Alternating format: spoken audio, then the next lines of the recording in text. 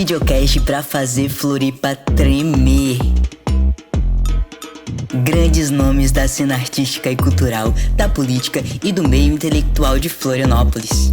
Apresentando... Transbordando com Irê.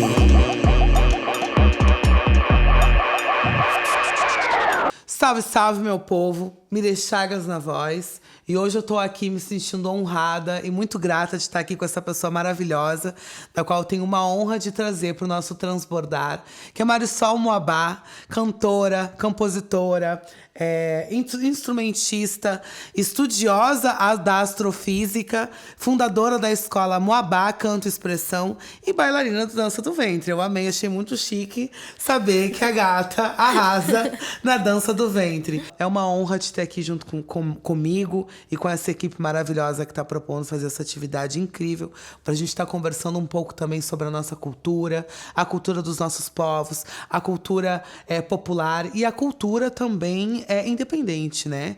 Então isso é muito importante de estar com você aqui hoje, que é uma artista que é reconhecida mundialmente, internacionalmente. A gata é muito chique, como diz Apocalipse Queer, o nosso currículo é babado. Então, minha irmã, hoje eu quero te fazer uma pergunta muito importante, tá? Como é possível atuar em defesa da arte independente, produzida em Florianópolis, especialmente pelo povo preto, indígena e dissidentes de gênero? Nossa, primeiro, pra mim, é igualmente um prazer estar aqui hoje.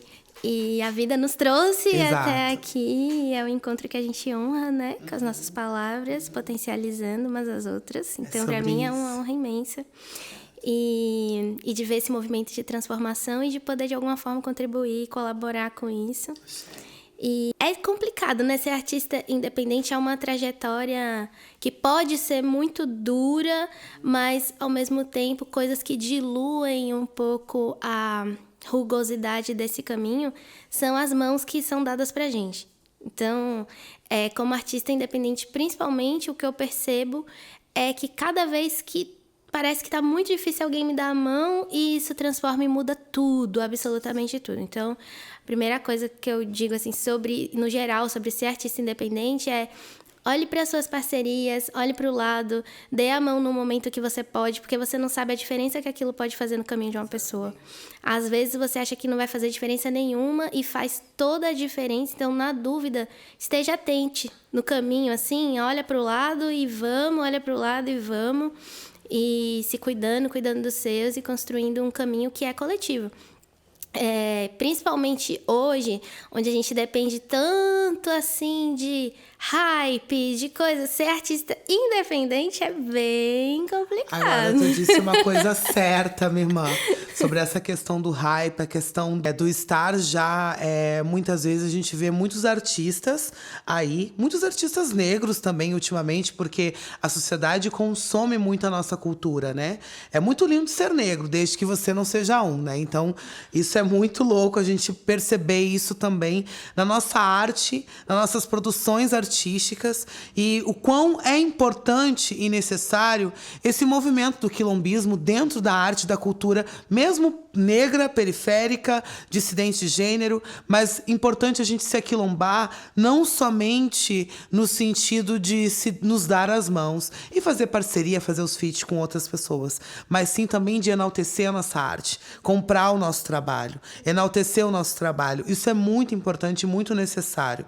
Então, eu gostaria que você me trouxesse um pouco, para além disso que tu já me trouxe, como em Florianópolis a gente consegue estar se aquilombando, de certa forma, no sentido de fortalecer a arte e a cultura dos nossos povos, né, que são diversos, e da nossa diversidade também dentro da cultura popular brasileira, mais no cenário aqui em Floripa. Sim, esse que é o ponto, né, que você falou, a diversidade. Então, acho que a primeira coisa é a gente olhar para as nossas diversidades entre nós. Por quê? O que acontece? Essa coisa do consumo vai fazer a branquitude botar dinheiro onde é do interesse deles escutar. Sim. O que não se encaixa nisso vai estar sempre sendo colocado de fora. Então, especialmente em Florianópolis, que é um lugar onde a música preta não é conhecida fora do Brasil, né? Eu percebo que é algo que parte muito de como que a cidade nos enxerga ou não. como a cidade escolhe nos apagar. Que é o que eu percebo tanto observando a minha trajetória, quanto a trajetória de colegas muito próximos, que eu posso citar aqui o François Mullica, que é, tipo, precursor, assim, de muitas coisas que aconteceram pós ele, né, durante e pós, né, na cena independente catarinense. Então, eu vejo no meu cotidiano mesmo a forma que a cidade escolhe fechar os olhos para o que acontece de pessoas pretas, indígenas, LGBTQIA+, na cidade. É como se a gente não existisse. É como se a gente não existisse. Então, como que a gente se coloca no cenário nacional se o lugar de onde a gente não reconhece a nossa existência e os nossos movimentos nesse território? Essa coisa da gente se apropriar mesmo de todos os lugares que eu vou, seja aqui, seja fora do Brasil, seja em outros estados. Eu sempre falo que eu sou uma artista catarinense, porque é uma forma de me apropriar desse território, e mesmo que o território não nos reconheça, enquanto movimento, e isso a gente pode ver observando até line-ups de festivais, observando coisas pequenas, quanto que o artista local está recebendo. Passei alguns anos um pouco mais distante da cena catarinense, mas chegando eu vejo a mesma coisa, só que com uma diferença. Tem muito preto, muito indígena, muita gente produzindo material incrível aqui nessa cidade. E, tipo, hoje eu vejo ferver muito mais e essas pessoas estão se juntando, estão fazendo movimentos juntas e fora do nicho onde circula mesmo a grana, e há uma escolha de fechar os olhos para isso, a não ser que seja aquele mês específico, a não ser que seja o momento de falar daquela pauta específica. Então, assim, como a gente também não pode esperar essa mão vir de fora, quais são as formas que a gente pode se movimentar entre nós para potencializar uns aos outros os nossos movimentos, né? E aí, dentro disso, o que eu pude fazer tanto como contribuição para mim mesma, mas também para minha comunidade, foi fundar a escola Moba Canto Expressão. Ai, que massa! Que é um lugar onde eu tenho a sorte, assim, de ter muitos artistas que confiam no meu trabalho e que me permitem fazer parte da trajetória desses artistas, sabe? E fazer parte dos sonhos dessas pessoas.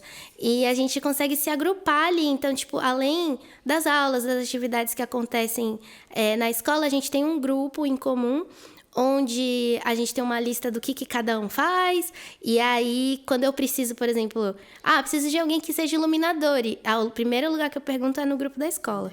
Então, tipo, tem alguém que ilumina. Direção de arte. Teve figurinista que eu consegui dentro do grupo da escola. O poder da coletividade. Exatamente. Né? E aí, a gente vai se fortalecendo, a gente vai acreditando nos nossos trabalhos e dando a oportunidade tanto da gente de poder conhecer e de poder receber e também trocar com uma pessoa, quanto da pessoa de se desenvolver através do trabalho dela, assim como em vários momentos, se eu me desenvolvi e sigo me desenvolvendo, é porque eu tenho oportunidades de manifestar minha potencialidade e de desenvolver essa potencialidade em variados ambientes.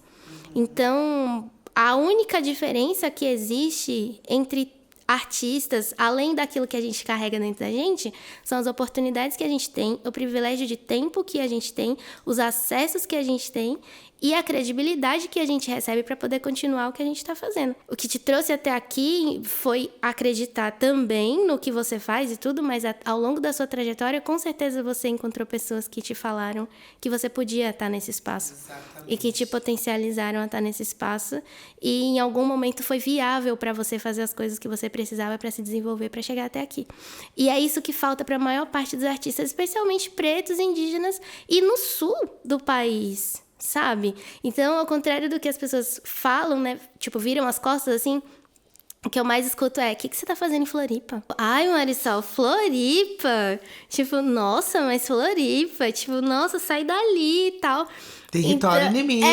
Território inimigo, mas pelo contrário, né? E eu vejo isso, esse pelo contrário, a gente vê, sei lá, os artistas que eu convivo e conheço aqui no Sul são, em maioria, artistas negros, pretos e indígenas, mas os nossos públicos, e todos nós podemos atestar isso, nosso público é branco. Cadê Cadê a galera ouvindo a gente, sabe? E agora, tu trouxe uma questão que é muito importante, que a gente pode estar falando aqui também, que é essa questão da oportunidade e da falta dela, né? Exatamente. Oportunidade e a falta de tantos artistas independentes, negros, periféricos, ou não negros, mais periféricos, que estão na periferia, né?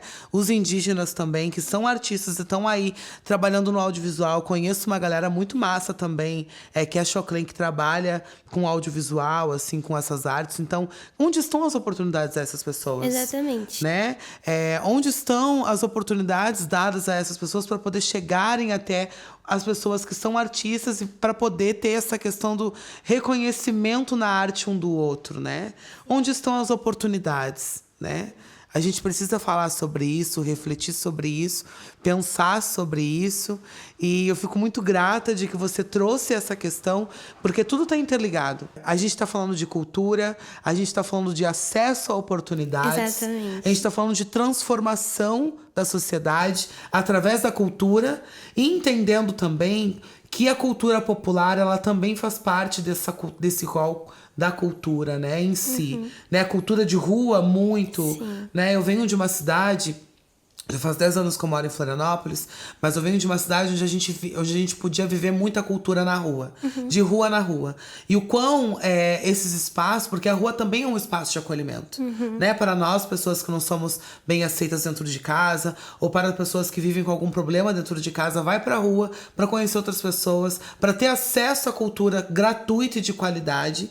E a gente fala também de oportunidade, né? Sim. Quanto que essas pessoas que são artistas independentes, que são pessoas que estão aí nas margens da sociedade, mas que de certa forma acabam vindo para os holofotes porque são pessoas boas e que souberam aproveitar as oportunidades que deram. Quanto que essas pessoas que estão se dispondo a se jogar mesmo para estar promovendo cultura na rua, de rua, fazendo produção de eventos incríveis, quanto que essas galeras também estão recebendo? Exatamente, né? Sim. E em todos os sentidos, né? Tanto em forma de meios para continuar fazendo aquilo ali e manter aquela cultura viva, dignidade para ter uma segurança financeira, uma segurança de moradia, uma segurança alimentar, para continuar fazendo aquilo, porque isso que eu falei, né, de que onde estão as pessoas pretas na nossa plateia? Como que elas fazem para chegar no rolê? Como é que você vai se conversa com aquilo que a gente está falando sobre o meio ambiente, né?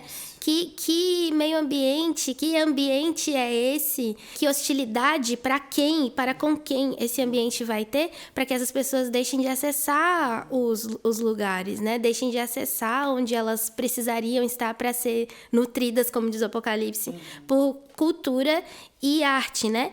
E aí entra também a importância da cultura de rua, a cultura bairrista, principalmente, porque vai fazer chegar nas pessoas que fazem parte ali daquela comunidade. Isso. E isso precisa de apoio para que aconteça, né? Porque como que a pessoa vai fomentar isso se ela não tem comida em casa? Tem que correr atrás da grana, 10 horas do dia correndo atrás disso, e aí, que horas que você vai fazer uma coisa que vai fomentar a cultura de bairro, ou chegar até algum lugar e fazer aquele conteúdo chegar até uma criança que vai entender que ela pode sonhar com aquilo. Então, a gente chega numa coisa que é muito violenta, que é a falta de material onírico para crianças entenderem possibilidades de existências e possibilidades de caminhos onde elas podem se desenvolver e impactar a sociedade de alguma forma, né?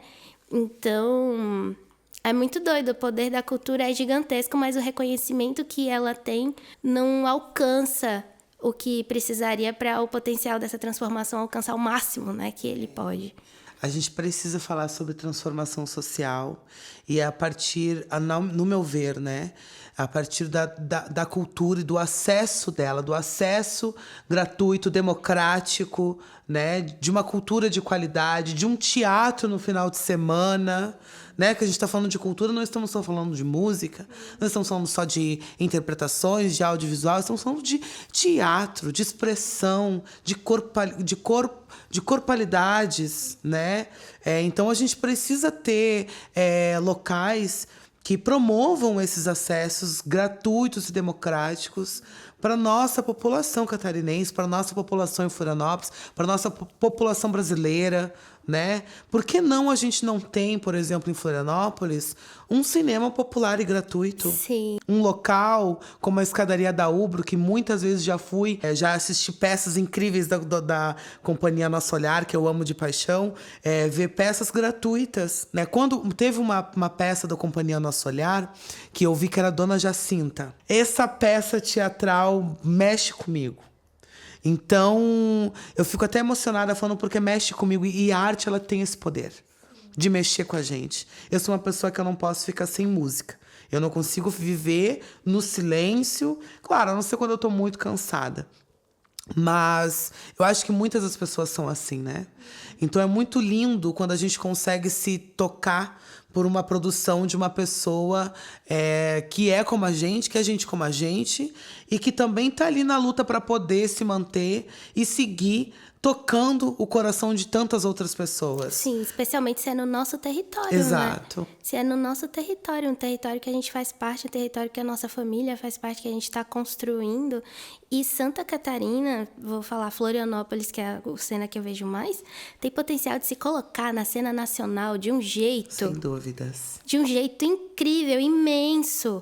Mas a gente precisa que a cidade compreenda isso, porque tem muitas potências saindo daqui. Compreenda e valorize, né? Compreenda e valorize. E fomente isso para que vire um movimento, porque não vai ganhar voz, né, com volume, com potência, se não for um movimento. Sim.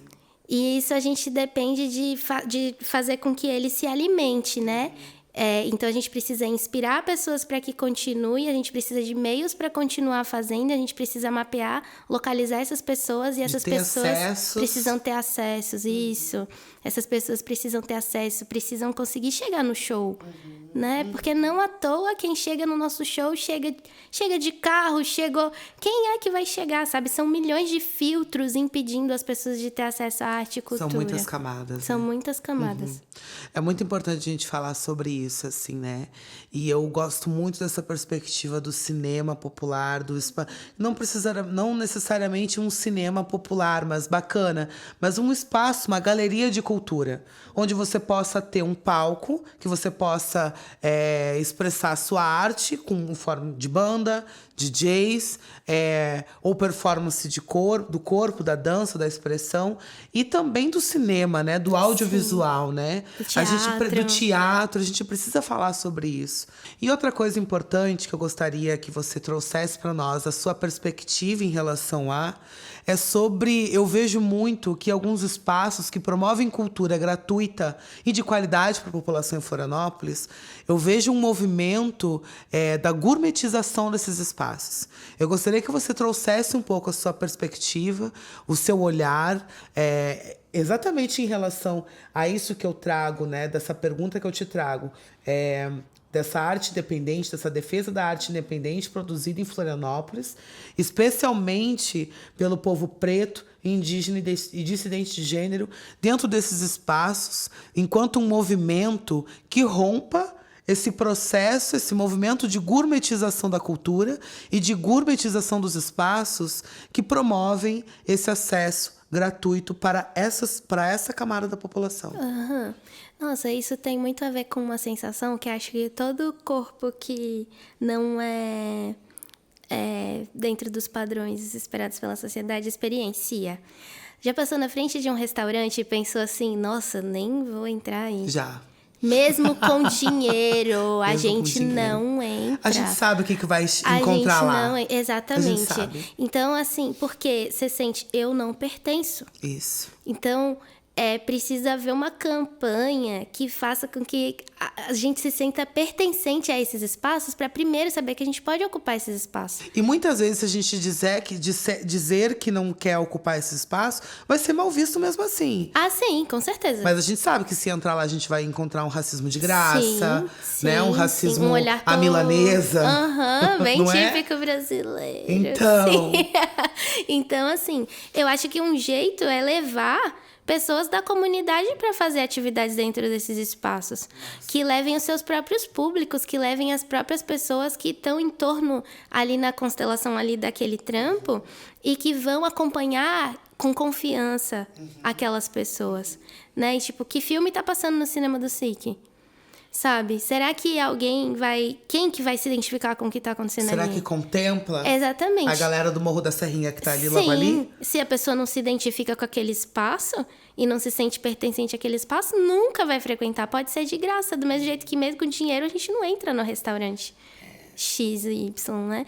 Então, acho que não adianta só... vai ter uma peça que é de graça. Gente, quem é que tá lá? Quem tá apresentando a peça? O que é convidativo de modo que aquele espaço seja um espaço de conforto e segurança para a existência de quais pessoas? A gente vê, aqui em Florianópolis, Santa Catarina, no cenário catarinense da cultura, a gente vê algumas situações totalmente bizarras na cena da censura, logo já nos anos 2020, porque estamos vivendo os anos 2020, né? Atualmente em 2024. E ainda assim a gente vê censuras em relação à nossa cultura LGBTQIAPN+, quando as pessoas acham que nós vamos estar colocando pornografias, vamos estar fazendo coisas libertinosas, né? Enquanto na realidade estamos trazendo afeto, estamos trazendo curas, estamos trazendo perspectivas de realidades que são realidades, estão presentes entre nós, mas ainda assim sofremos a censura por parte de alguns cidadãos catarinenses, por parte de parlamentares catarinenses, das quais deveriam estar promovendo essas curas através da cultura, fomentando a cultura popular e a cultura de um acesso gratuito e democrático, enquanto na realidade a gente encontra portas fechadas, placas arrancadas e aquela que não é mais novidade para ninguém, censura em relação aos pronomes neutros na nossa sociedade, como se a língua portuguesa ela não se modificasse, não fosse imutável, não se modificasse ao longo do tempo. Então, eu queria te ouvir um pouco sobre essa censura da nossa cultura popular, né? Porque não é... Quando a gente fala de cultura popular, a gente está falando de cultura de todos os povos, da diversidade, de todas as raças. Então, eu queria te ouvir um pouco sobre essa censura. É uma censura que parte justamente do lugar de barrar o acesso à diversidade, né? Para que a hegemonia continue com a mesma cara, com o mesmo endereço, com a mesma cor de olho, com a mesma cor da pele, especialmente em Santa Catarina, Florianópolis, né? Então, assim, acho que quem é que tá com a caneta na mão, mandando e me desmandando no que vai acontecer? Isso é o que faz toda a diferença. Quem não tá com poder de decisão na mesa? Quem tá, sei lá, só de enfeite ali para dizer que tem algum tipo de diversidade? Quando vê, tem uma pessoa sem voz ali naquela mesa e que não tem nenhum poder com caneta, não tem nenhuma autonomia disso, da importância da diversidade nesses espaços. Sim. Então... É isso, a gente precisa de uma reforma tão grande. E a gente vai chegar lá, mas essa reforma é nos espaços de poder. A gente precisa de poder de decisão, e a gente só vai conseguir isso coletivamente. Né? Coletivamente e com a gente lá dentro, né? Sim, com a gente lá dentro. Porque a gente precisa do povo, sim, entrando na casa do povo e legislando para o povo, com o povo. Então... bora pro Bete Balança. Nosso momento Bete Balança de hoje com Marisol Moabá. Vamos que vamos, então, minha irmã. Uma cor, Marisol. Rosa. Um número. 8. Agora me diz um sonho. Um sonho? Caminhar com segurança e me sentindo tranquila, sem precisar de coisas básicas. E agora uma perspectiva. Uma perspectiva onde o respeito seja a premissa de qualquer coisa. Axé. E o que é transbordar para Marisol Moabá?